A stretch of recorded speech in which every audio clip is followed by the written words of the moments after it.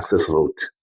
Yabona imigwaqo le engenele emakhaya, ukulungisa leyo mgwaqo engenele emakhaya, not usitshele ngo-R33 lo odlulayo ukuthi na umsebenzi wakho njengekhansela. No, access road, imigwaqo engenele emakhaya, imisebenzi yekhansela leyo, uyezwana, ukwenza sure ukuthi leyo mgwaqo yayi-maintainer ngaso sonke isikhathi, uyabona.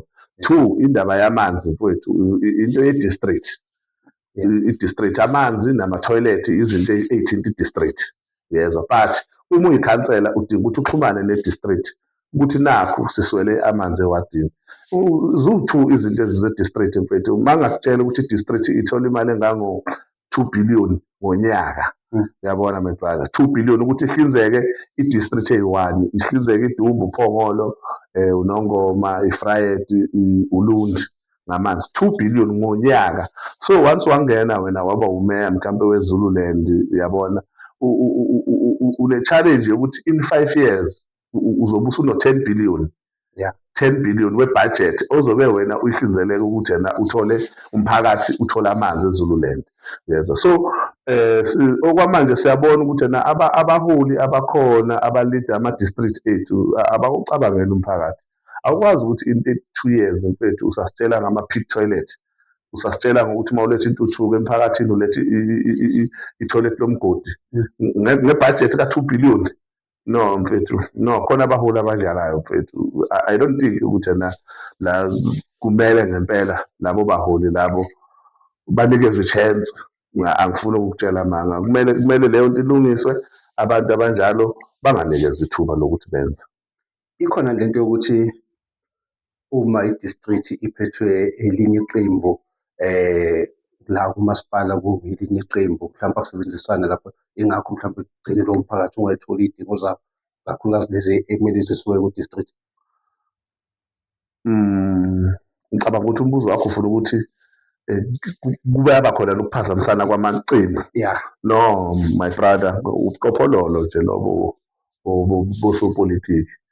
Mfowethu, asikwazi ukuthi masilwa izimpi political sizilwe ngomphakathi, asikwazi nanoma ngabe kunjani mfowethu. Bayakwenza benzela ukuthi bona uma bezokhankasa emawadini bethi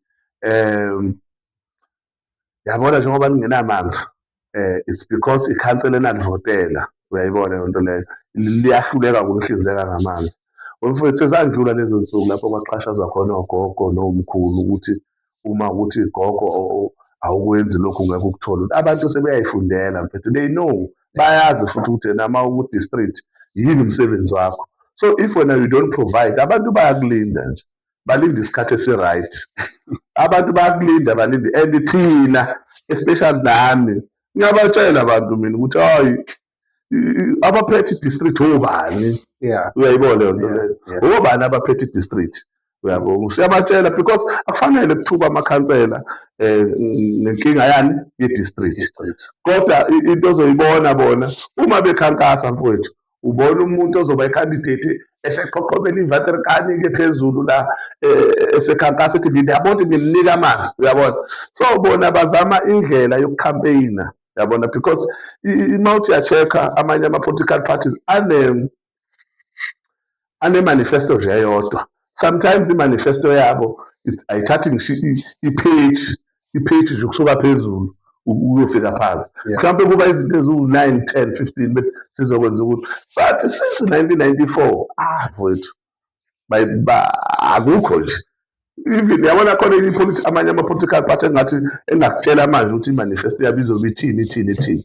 Kodwa ever since abakhona, maybe aneminyaka eminingi ekhona, yabo, kodwa awukho, abayi-implement into abayishoyo, abayi-implement. Kunabantu abanokuthi inhlangano ye-FF inokuthembisa izinto kuyothi uma seyisemandleni ihluleke ukuzenza. Impendulo yakho kulabo bantu ithi? Bathi nokuthembisa izinto uma isesemandleni iyohluleka bayayicabangela ukuthi uma isisemandleni iyohluleka. No mfethu, i-organization enjenge-EFF ilidwa abantu mfethu kuthiwa ama-superior logics, abantu abakwazi ukucabanga ngempela nokuyikhomitha.